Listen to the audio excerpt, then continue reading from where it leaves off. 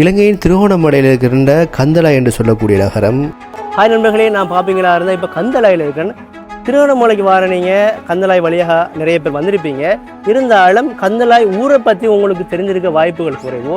கந்தளாயிலிருந்து சேருநுறவைக்கு போகிற வழியில் தான் நின்று கொண்டிருக்கிறேன். வயல் நிலங்கள் அப்படியே பச்சை பசையிலான காட்சி அளிக்கிறது.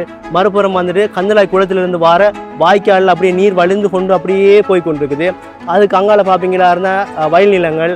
90 கால பகுதியில் நாங்கள் அனுபவித்த அந்த கிராமப்புற வாழ்க்கையை இன்னும் இந்த கந்தளாயில் இருக்கிற மக்கள் என்ன செய்கிறாங்கன்னு சொல்லி அனுபவித்து கொண்டிருக்கிறாங்க. கந்தளாய் குளத்திலிருந்து வர வாய்க்கால் தான் இது. தெரிந்த சில நண்பர்கள் இப்போ வந்து பேசிட்டு இருக்கிறாங்க. எல்லாரும் போயிட்டு வரீங்களா?